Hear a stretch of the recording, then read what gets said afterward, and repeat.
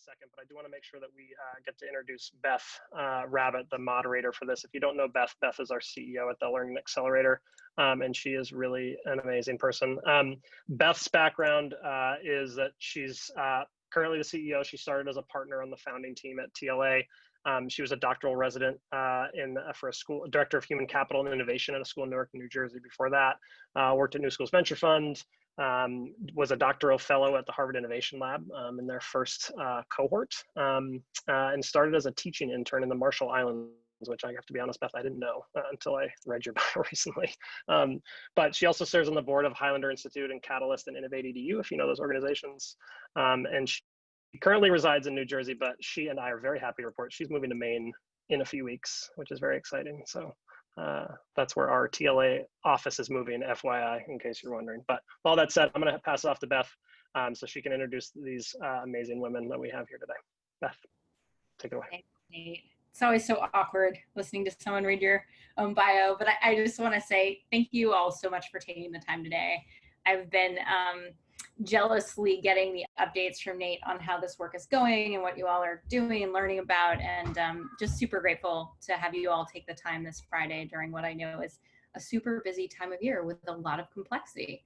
I will share that in addition to those other things, I am the mother of a kindergartner and first grader who started remote learning this week. So we are on quite the trajectory internally as well. And as Nate said, we're going to be transitioning to a new school system in a couple of weeks. So, I'm experiencing this from multiple angles right now. When Nate asked if I'd facilitated this panel, I was like, heck yes. I have had the opportunity to work pretty closely with several of these panelists over the last couple of years. TLA has been a partner, in particularly to AF, Dallas, and Lindsay Unified in learning about the practices and work they have underway. And I'm also really excited to be welcoming someone newer to the TLA community in Colleen, who has been doing work with the Theodore Teacher Center. I shared with Colleen last week, my little sister was part of the first class that went through the Parker Charter School way back when we lived in Massachusetts. So it's really cool to get to see and hear more about the awesome work that they are doing. We are going to, just so people know the roadmap for this conversation, I'm gonna invite each of these kick-ass women, start to Friday, I'm just gonna say kick-ass women, to do a little initial sharing about their school's objectives and journeys in transformation. We are then going to actually go into a couple of like round the table questions. And then as quickly as possible, we're gonna try to create the opportunity for you all to actually decide who you'd like to continue a conversation with in the form of a breakout room for the remainder of the time, so you can go more deeply into their experience and model. As Nate noted, there are many different pathways in this work. There are many different conditions. There are many different visions. And we actually think we've pulled together a group who, while all being aligned towards, a North Star of more student-centered, equitable, and resilient experiences, have very different experiences and perspectives based on their context. So without further ado, my prompt to the panelists was to have them share a bit about their journey, but through the offering of either one word, a metaphor, an image that could help sort of ground our understanding of their work. So I'm gonna ask Nyree to take it away and spend about 4 to 5 minutes sharing. Hello, everyone. Everyone can hear me okay, yes? Great. So I know some of you, but for my new friends here, my name is Nyree Whyte. I'm the Director of Digital Learning for Achievement First Schools. We have 38 K-12 schools across Rhode Island, Connecticut, and New York City. So we're in 3 different states. And so one thing to know about our schools is that we are constantly trying to grow. We are constantly looking at our schools and analyzing data. That is something that we look at all the time, is good at data, and always try to be better, right? And so I chose this picture right here, and this is actually someone trying to create Noah's Ark. And we all know the story of Noah's Ark, regardless of like your religious background, you know the story of Noah's Ark. And so I kind of feel like Achievement First is kind of like Noah's Ark, where in the very beginning, we were all on the land, we were happy, you know, we had our model for Achievement First, we had a very traditional model where it was small group instruction with kids and 2 teachers in every classroom. And then kind of a couple of years down the line, we took a step back to say like, are we really meeting the needs of our kids? Are we really, we're focusing on making sure that they're focused in school and they're in their books and they're learning the skills, but are we really preparing them for college? And not just thinking about academics, but like, are we building them socially? Are we building them emotionally? Are we building them to provide their other talents and broaden their horizons? And so we hired a consultant at that time, I think it was Transcend, and we started talking to different stakeholders and finding out what exactly is it that we need to add to our curriculum to broaden our kids' horizons, to get our kids a better classroom experience and a better school career experience. And so from this whole conversation piece, investigation, modeling, discussions, came another model that we created. It was called Greenfield. And so right now we have 2 different school models. One is our classic, our traditional model, which is very successful, small group. And then we have this Greenfield model, which is more student independent, it's more personalized, where students are really working on their own pathway. They're allowed to explore other options like career pathways and skills and structures and talents and things like that. And then, so this picture here, you can see the land is now you can start seeing the floodwaters coming up, right? So like literally last year, we were kind of in the place where the water started to rise, because one of the biggest things that we wanted to do was starting to bridge the classic with our Greenfield. So Greenfield had really great successes with our students' individual approach and really personalized learning. And our traditional also had success with the amount of teacher input, looking at data and the full structures we put in place. But then we try to see, well, how can we bridge them together? So how can we bridge them together so our traditional students are still getting the same personalized pathway learning and the experience that Greenfield students are getting, but then how can we give our Greenfield students the structure of routines and systems we had, so best practices that are working so well for us in our traditional model? And so again, COVID happened, the water started rising even higher. And now we were struck with a lot of thinking about how does this look for every kid in a remote setting, right? And so we had to scramble. We started doing a lot of look backs. We saw our gaps and we pointed them out.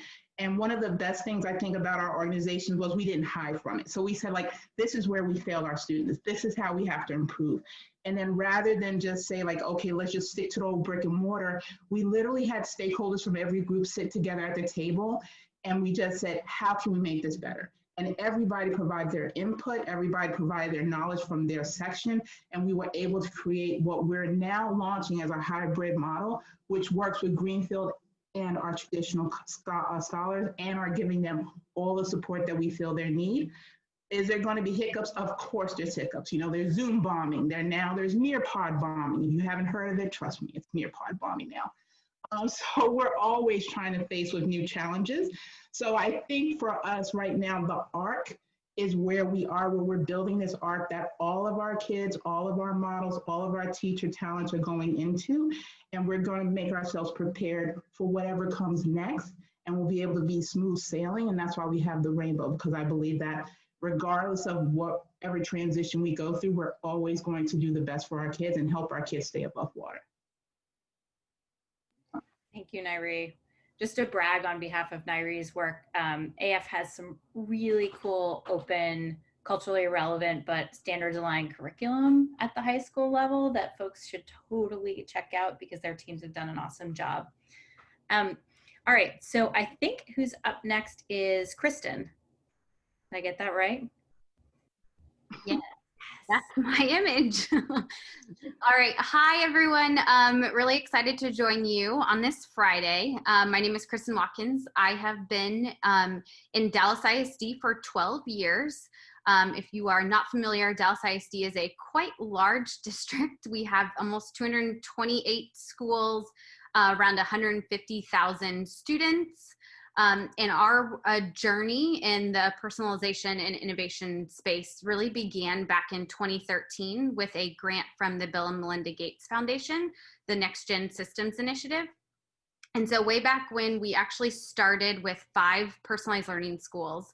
And then over the past 7 years, I had to count before I introduced myself because it's been a wild ride. But we fast forward to this year, we've got 20 schools working towards wall-to-wall personalized learning on their campus. And so for that, that means that every campus or every classroom on their campus is working towards personalization. And then we also partner with 10 additional schools that are working, beginning with blended learning. And so this image, I had to think about this for a while when they asked us to do this. But for me, this image is super important. I am an avid skier, and this summer we took all of our personalized learning teachers on a PL ski trip for their back to school, because it's 2020 and anything goes anymore. But what is important for me about this journey is just like when you're skiing, there are millions of different ways to get down the mountain, and every path is not the same way. And for us, it's really important to believe and also articulate that every single school working towards personalization or innovation or whatever the model may be, that their journeys are all going to be very different. And so our department and team really works to make sure that we meet our teams and our teachers and our school leaders wherever they are at on the mountain to help them move towards success. And sometimes that means putting them voluntarily back on the ski lift to go back and try again. Or other times it's like you need to jump on this ski lift and let's try this one again. So that's my analogy. That's all I got. I don't have, I don't know if it's full 5 minutes there. Thanks, Kristen. I think the one thing that I'd add is just that I think with what's been really interesting is with the dramatic move to distance and remote learning. Kristen, how many teachers did you train across the district? We trained 11,000 participants, so probably unique teachers, probably about 6,000 or 7,000 from. It was kind of at the end of March, scramble of, okay, our PL schools, and checking in with them, they said, instructionally, we are good. We need help with all of the other pieces right now. But then when we turned to our district schools, it was, we need help. How do we reset communication channels, reestablishing routines and procedures? So we kind of turned into the webinar team, if you will. And we hosted probably about 45 webinars for 7 weeks straight. So that was really fun to just kind of stay really close to the work and supporting teachers and school leaders and meeting the needs for all of our kids and families this spring. Thank you. Next up is Amalia Lopez from Lindsay Unified School District. I am both inspired and exhausted by that story, Kristen, about that professional learning. Both you and Nyree are hard acts to follow. So good morning, everyone. I say good morning because it's 11 a.m. here in California. I am in Central California, right about an hour and a half south of Fresno. Lindsay Unified is a very small district with a lot of really big goals. That's what I tell people, is that we are a small district of about 8 schools. We serve a community of poverty. The majority of our families live under the poverty line, and that informs everything we do with our model. About 10 years ago now, just about 2007, 2008, we began a journey to completely rebuild our school structures. Some people talk about the analogy of sometimes you want to fix a house, you put paint on the walls, or sometimes, in our case, you tear all the walls down and you rebuild from scratch. And what we learned in the first few years of that journey, which was right about when I started as a high school English teacher at that time, we learned that there was no compass for what we were doing. At that time, personalized learning wasn't getting the national notoriety that it gets now. It wasn't even really a phrase. We were this kind of lone nut out there that was this K-12 public district that truly believed we could do better by our learners and our stakeholders and community. And there wasn't really a guide. So we began to build our own. That's hard work. That's hard, messy work. And so over a decade in, now we know what some of that looks like and how it actually builds resiliency and equity. I love that framing because we learned really quickly this year where we had already built some resiliency in our model and where we had built some equity, and then of course where we needed to go. So this is our visual that drives our district. We believe in the ideal learning experience for every learner, because simply put, equity in our district means every kid gets what they need, because every kid needs something different.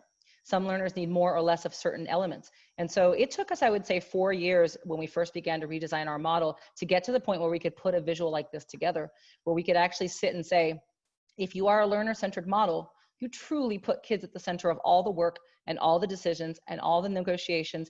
And administrative convenience is not a conversation. It is about what's best for kids. That's a moral imperative that guides us. And this visual helps us do that, because when you put the learner at the center and you believe in that experience, there are things that come into it. You have to be results driven with data. You have to invest in your people. You have to have a mindset about being uncompromisingly learner centered. And then you have to figure out, how do you provide for every learner the quality instruction that they need, the transformational technology? How are you going to motivate them with relevant contextualized learning experiences? And so all of these pieces on the wheel come into play.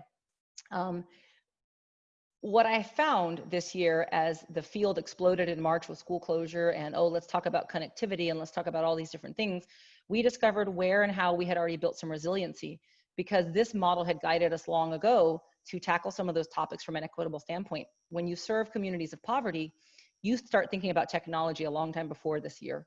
And so we had devices in learners' hands K-12 since 2013. We had built our own Wi-Fi towers in 2015 that brought Wi-Fi for free to our families at home to 92% of the community as early as 2017. And so some of the challenges we learned that many districts were encountering at the start of the year, that was where we saw some resiliency in our model. There's definitely opportunities for improvement. I have to laugh at the near-pod bombing. That happened to me yesterday. Thank you, Nyree. That was me handling that yesterday. And so we learned there's always room for growth, but we learned we had built in some structures that really, truly had helped us transition into what is an ongoing experience here. And what this vision also does, what this model also helps us consistently frame as a district, is a really important point. When times are fluid, what is the constant? When everything changes hourly and weekly, and all of us who are leading districts right now know that, you make plans on Monday and by Thursday they're not relevant and you have to start over again on the next Monday. So when everything is fluid, what's the constant? And the constant should be, every learner deserves a high quality, ideal learning experience, no matter what the fluid situation is around them. And so we have found that this vision that we guide by is our constant. And whether we're in distance learning, whether we're in hybrid, whether who knows what, whether wildfires hit, because we've had severe smoke issues in the area that have infected our families. When everything's fluid, you stick to the constant, which is we are in the business of delivering our learners a high quality, ideal learning experience. And so there's a lot more I can say about the transformation of Lindsay and all the things that we continue to do, but we stand right now, just like most districts, trying to face an uncertain future, saying, are we delivering transformational technology? Are our kids connecting? Are they getting quality instruction? Are they motivated? And we just guide ourselves back to these principles every day. Thank you, Amalia. I will say, as a partner to Lindsay Unified, as both a case study developer, but more recently working with Amalia's team on measurement and professional learning, I will say one of the most amazing things about Lindsay Unified is the degree to which the language of their model has pervaded every aspect of culture. Woe to the person who uses the term student, for example, instead of learner, and teacher instead of the learning facilitator. It's pretty amazing work, and it's exciting to get to learn alongside. So last up is Colleen. I'll call out Colleen's role is slightly different from our other panelists from the standpoint of she represents a partner organization. She'll explain a bit more about the organization she works for, as well as the work they've been doing with Newport Public Schools in Rhode Island. Colleen? Great. Welcome, everyone. I'm Colleen Meaney, and I direct the Sizer Teacher Center, which is housed at the Parker Charter Essential School in Greater Boston. And we have the privilege of operating out of a school that was set up 25 years ago by Ted Sizer, Dean of the School of Education at Harvard, and set up in an incredibly progressive manner. And so I do the outreach work and support schools who take interest in our progressive methodologies. And I work alongside the very teachers at the Parker School who also serve as facilitators, going out to support colleagues at other schools. And so I'll share some of the story of Newport, Rhode Island, where we've been asked to help in some very broad areas. The request was around student-centered learning and proficiency-based instruction, really strong wheelhouses for the Sizer Teacher Center. And one of the models we're looking at, or an approach that we've taken with Newport, partly because this is a disposition we take in general, but also because it's very personalized to that school that had seen at the high school level 8 principals in 10 years. So you see, we're looking at grass tops and grassroots here. And for me, that's about, you know, at what level and with what type of emphasis are you putting all your chips at the top and working with the principal or superintendent, you know, school leadership. And then to what level are you reaching the educators who are much greater in number and often stay longer in school sites than leaders do, at least in this New England region. That's been my observation.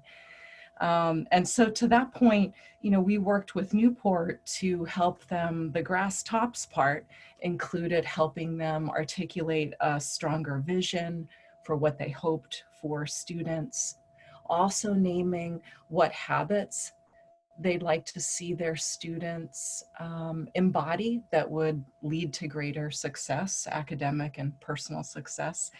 And then also helping them with the means to know their students well.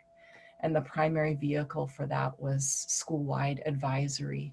You know, almost every adult in the building having a small group, 10, 8 or 9, 10 students that they mentored for a year or more. And then the grassroots part for us was reaching out and working directly with departments. So at the Sizer Teacher Center, though we have interdisciplinary subject areas, arts and humanities, math, science, technology, we would separate that out a bit and have our folks work with Newport's departments. So math, science, English, social studies, world language, and the arts, and provided a facilitator, subject-specific facilitator in each of those areas. And it took some persuasion from my part on the superintendent and principal, but we got the green light to really let those departments take hold of their own wheel to an extent and name what they would like to work on. And so across this high school, the projects were not the same. And it was about where did the teachers in that given department feel like they could make the greatest positive difference for students. So just to give a couple of quick examples, the math department decided to look at revision and retake policies. And what could they have a department-wide policy, and could it be more open-ended and create more equitable outcomes in the end for students?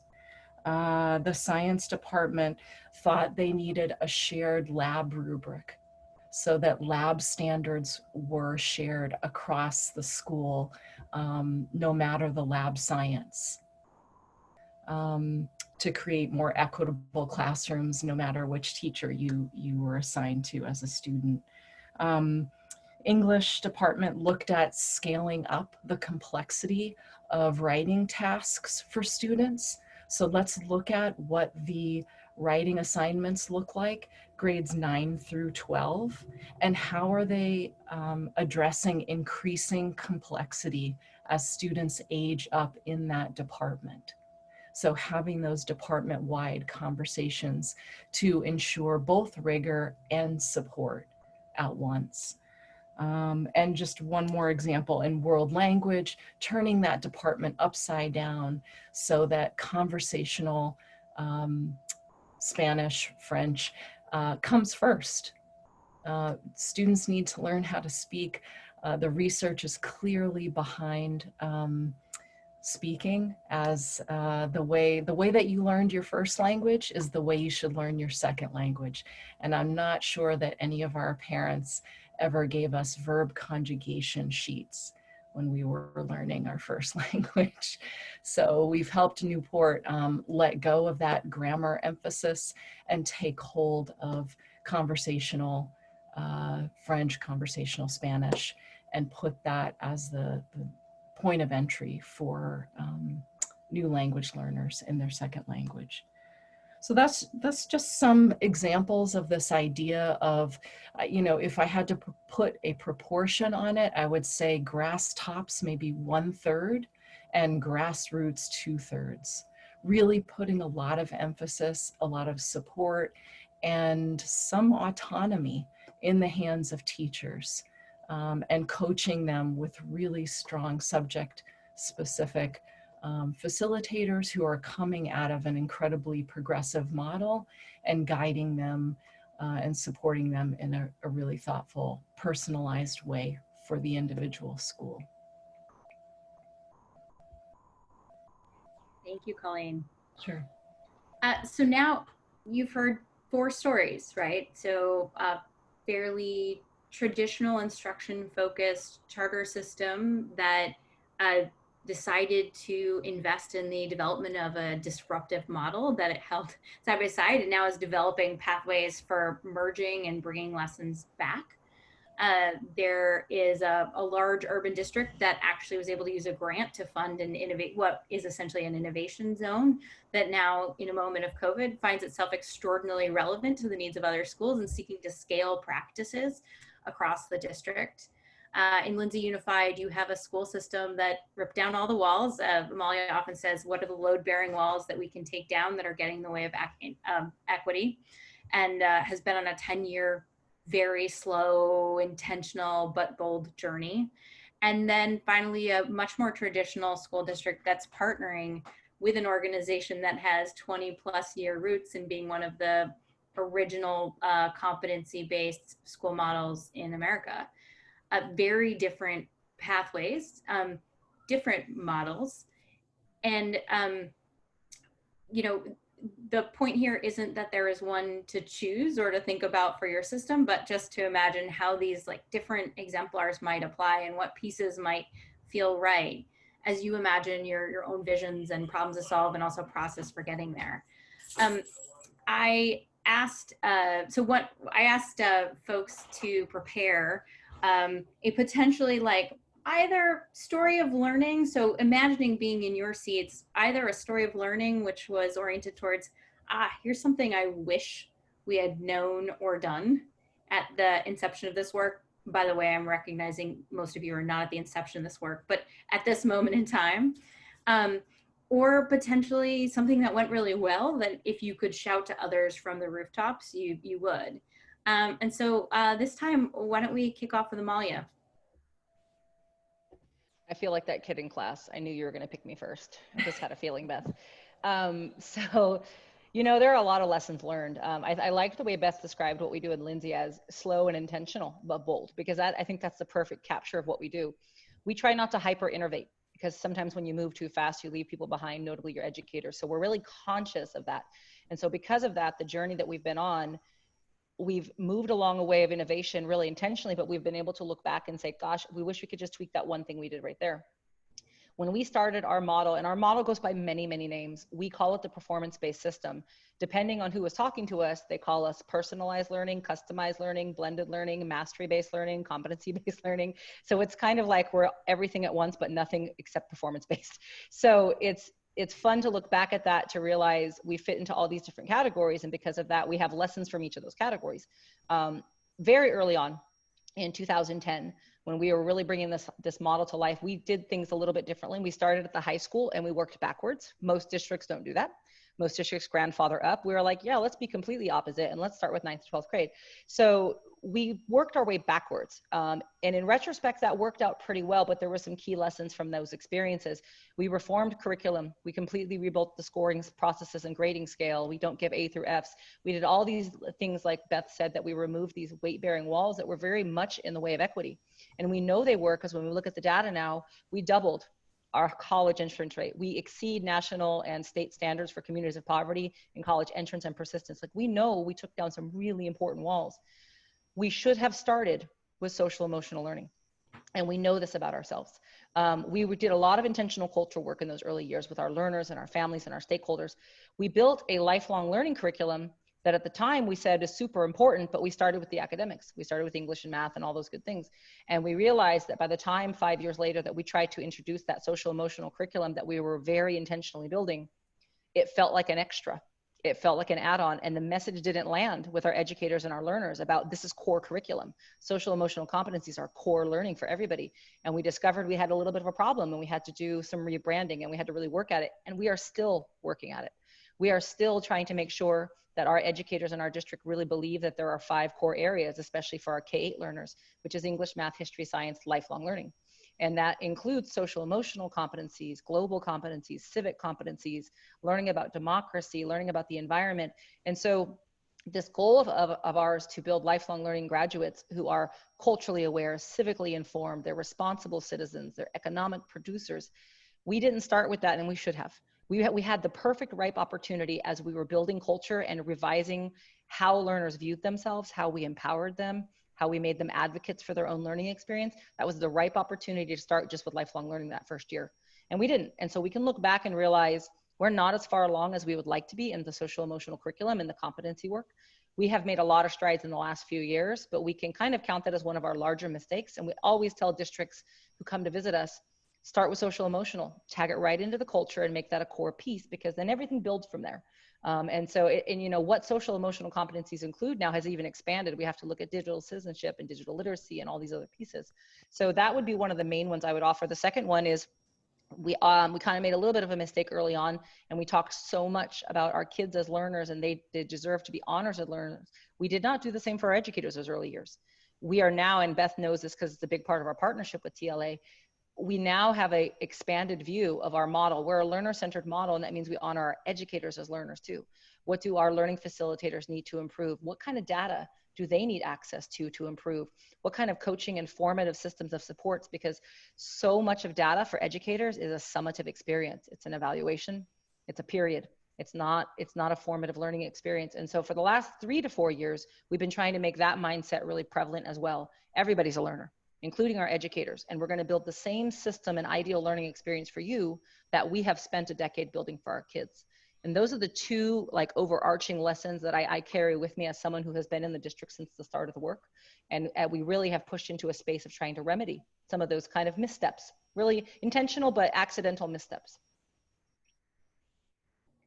I like intentional but accidental missteps. All right, Kristen, I'm expecting a ski metaphor. We're all going to be grading you on this ability to bridge back. Great. Let's try this then. For us, I think when we started our journey back in 2013, I think it's important to note that we originally approached the work as building like a cohort of schools who were all going to jump in, maybe get on the ski lift there for you, and go up to try to do personalized learning together. And I think what we learned very quickly is that personalized learning is an instructional strategy or an instructional model. It's not a type of school. And so that was a lot of managing up and trying to internally from the bottom up, drastically changed the plan to scale the work. And so it took about 1.5 years before we were able to really pivot. And when we pivoted, we approached it in thinking about how can we seed innovation and personalization at all levels of the organization. So instead of, and we still do cohort schools, if you will. So schools are able to apply through our public school choice process to either become an innovation or transformation personalized learning campus. But then we also meet our teachers that are in the classroom, maybe by themselves, working towards innovation or next gen learning models through our Innovation and Teaching Fellowship. And so that's for any teacher in our district that wants to rethink instruction. And then we also worked with a school retool out of Stanford and now IDEO to think about the experiences For us, it was our assistant principals. We felt that in our district, it was an equity issue in the sense of our principals always get a lot of professional development and support, but that missing level was our assistant principals. And so we retooled that fellowship to be specifically for them. And then I think similar to Amalia's story too, is like the professional development, I think has been my biggest personal aha of that, like PD really needs to be experiential. And for there's always a quote that I always use in talking about this from George Couros about we rarely create something different until we experience something different. And so we have been really, really, really intentional about making sure that the professional development and the support that we provide models exactly what it should look like in the classroom, so that our folks can really experience it first before they're asked to do it for their end users. I did it, Beth. 2 thumbs up. I'm going to give you a formative feedback later. Just kidding. We learn the work by doing the work. Thanks, Kristen. All right, so Colleen. Coming.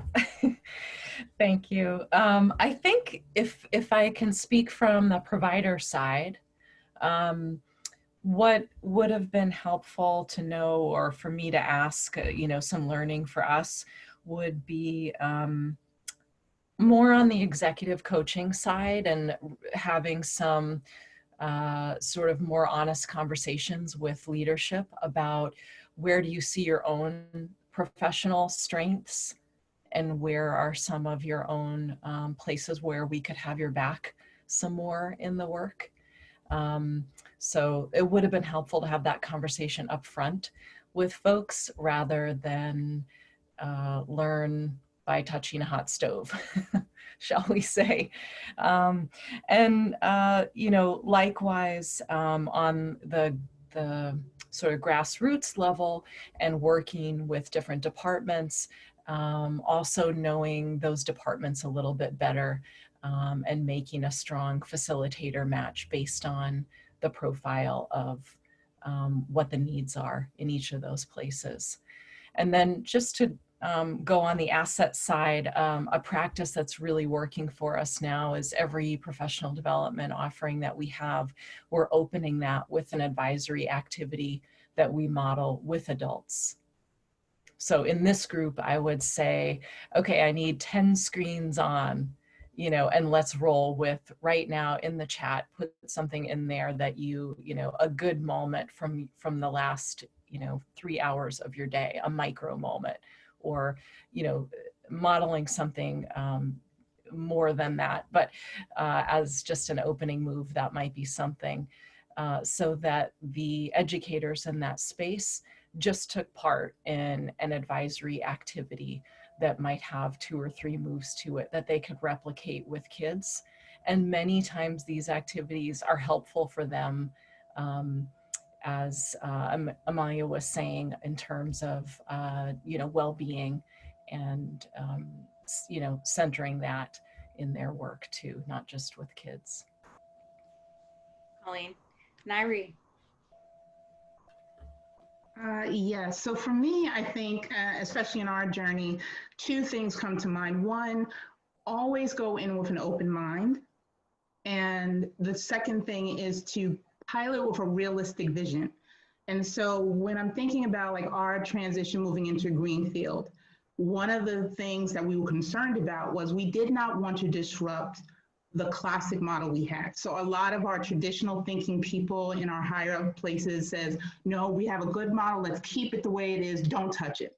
And so what that led to, like I said, was us having a pilot of launching this Greenfield model with an entirely new school, new grade. So we launched it with an entire new kindergarten growing school and an entire starting 5th grade middle school growing. And so after years of viewing the Greenfield model, what we saw is became 2 different models, where the Greenfield model had no connection whatsoever to our traditional model. And for internally, that led to a lot of conflict between our principals from our traditional schools, because they were like, hey, all these innovative stuff you're doing in Greenfield, you're doing, cooking and dining and social emotional learning, why are we not doing it here with traditional? And our best answer to them was like, you're not ready yet.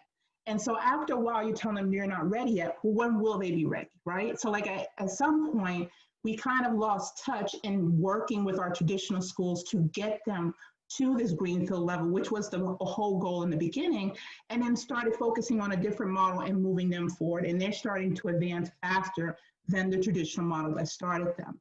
So in that part, I feel like if we had more open mind to really think about, one, is this possible for our traditional schools to take on things bit by bit realistically? We could have had our traditional schools move up gradually, and we could have started investing more time with them. My other point of like piloting realistically with a realistic vision is to pilot small. So the first thing we want to do is, and like going to what Amalia said, like breaking down walls, sometimes that is good. But a lot of times if you have something that's strong and it's working, why get rid of it? Keep it, focus on it, use that as your grounded foundation to move forward and build for your kids towards their future. So for us right now, one of the positive things we did is we did take a step back and we started piloting realistically. We started bringing in social emotional learning surveys and more skill structures that way, to where now not only just Greenfield, but also our traditional schools are doing that this year. We also started bringing back more teacher education. So we also were a school that really neglected our teacher education. And we also, like Amalia said, we saw them as learners too. Educators are learners and they need to be also supported. And so we started doing more practices, more programs that really centered and focused on building our teacher skills. And we feel like that's a good foundation to help build our student skills as well. And so all of this together is something we're piloting this year to make even stronger. And once we feel that it's good and we're in a confident stage, we're then going to move on to the next thing. So the next thing may be adding more enrichment. It may be adding after school better practices, adding more STEM, but we're going to do this slowly all together as an organization so that we can all see how it's affecting all of our students and our teachers and how to move them forward in a positive way. Thank you. All of these comments have me thinking about just the importance of professional learning, of bringing our teachers along. I think there's a really actually powerful pattern that came out about the importance of investing in our mid-level leaders as part of this work really consistently. And then I think another really interesting thing is just the consistency around like building on-ramps for others who are not maybe necessarily part of the first big push, but creating those opportunities, as Nyree was highlighting, of like helping people see themselves in the potential future of the work and those baby steps that might get them there. Well, so we've had a slight change in plan. I'm dropping the last question. And we're actually now going to prioritize heading to breakout groups. So we are going to, actually, I think Nate's technically setting us up here, but we're going to actually pair our panelists. So we're going to have Kristen and Nyree in one room, and then Amalia and Colleen in another. And in order to make this happen, if folks could, change your name to the district's breakout room. And we will, Kristen taught us this and it like blew all of our minds at TLA, that you could just change your name and make breakout room assignment way easier. So if you just change your name to the breakout room that you would like to head to, we will spend about 25 minutes just getting a chance to have you pepper them with questions and share more and dig into some of the more other critical pieces. Was that correct, Nate? 20 minutes, 25? Okay. So again, change your name to where you would like to head.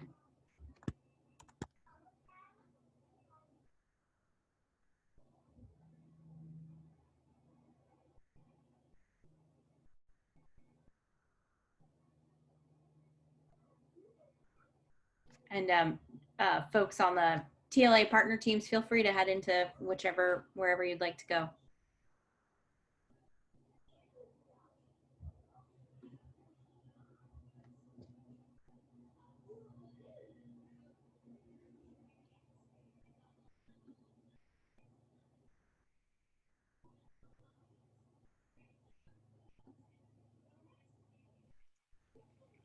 All right, I'm going to send everyone to rooms. If I made a mistake, let me know, please. Here we go.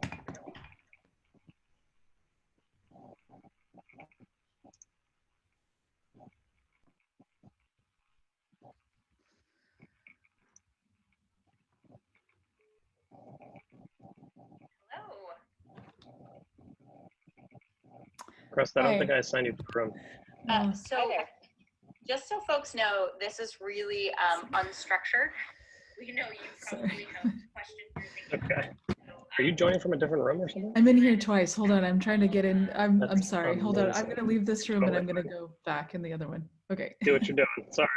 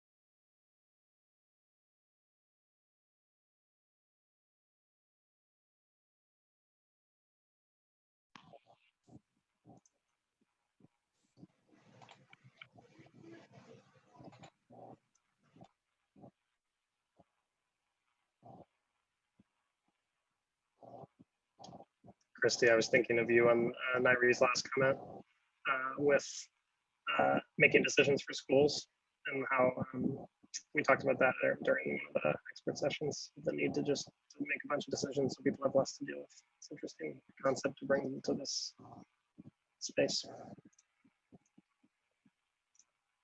You're on mute. Sorry. Thank you. I think too, like more generally the role of high quality curriculum that can play in terms of making sure teachers have a solid floor to be standing on, even as you build skills around how do you deliver content synchronously or asynchronously in sort of the curriculum instruction role. Makes sense.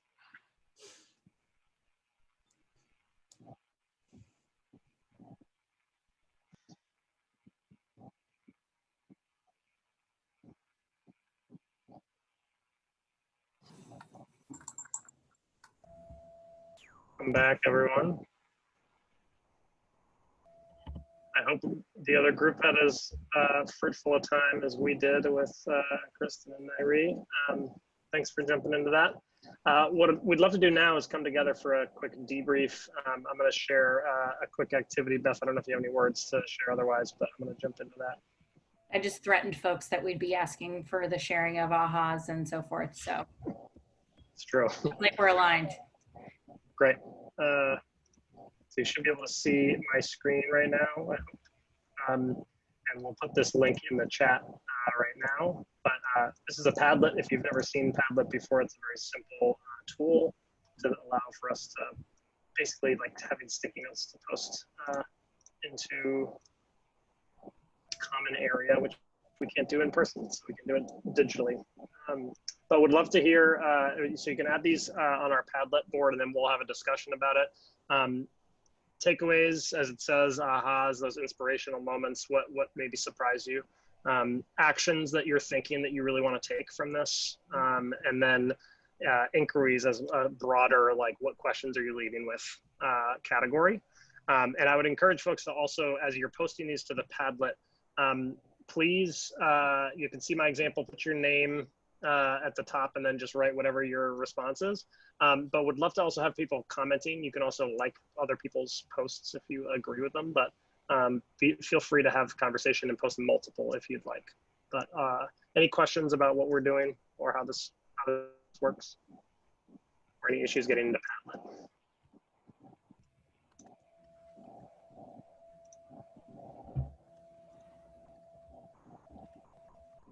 Okay. We're going to give everyone a few minutes to type here. And again, please put your thoughts, add comments as well.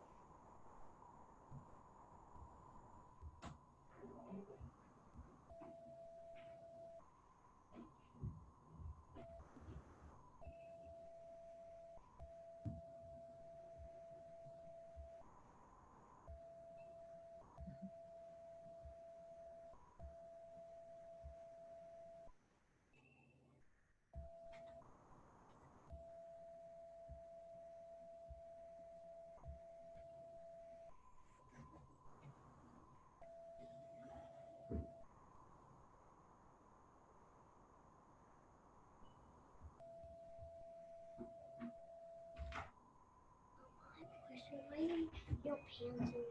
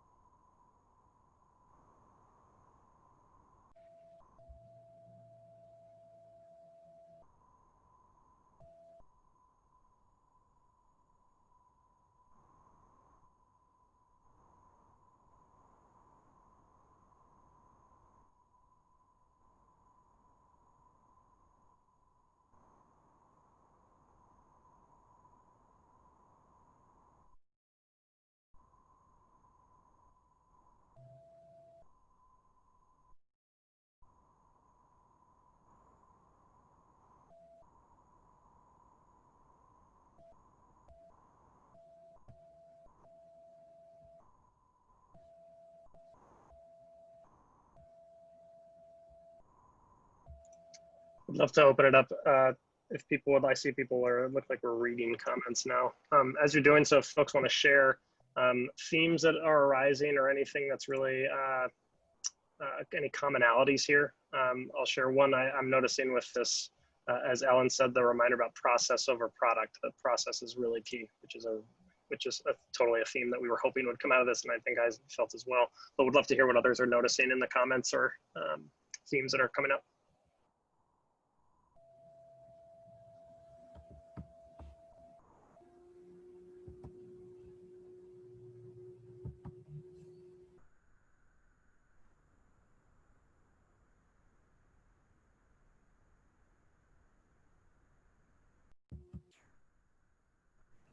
I know Steph noted this, but it can be a little overwhelming to try to imagine how like you need the vision, like the whole vision and exactly the whole plan, but the note about like there are just lots of places to start to create the change, I think is a helpful and optimistic one.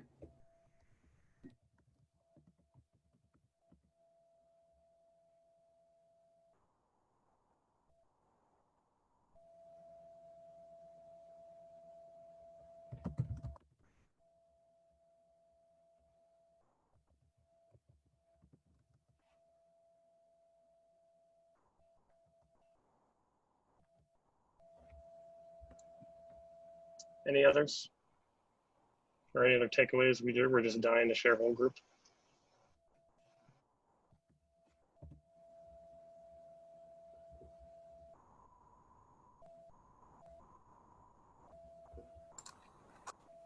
I know this is maybe not a specific theme from today's conversation, but I spend most of my time talking to the same 15 people in Cedar Rapids about the same 15 things over and over again. And it's so nice to hear other people and other systems and other organizations, just hearing the language they're using, the way they're thinking about problems, and it sparks like 50 thoughts in my head because I'm not talking to the same 15 people for once. So I appreciate this network partly for that really cool network experience that brings in other perspectives and idioms and approaches. So thank you.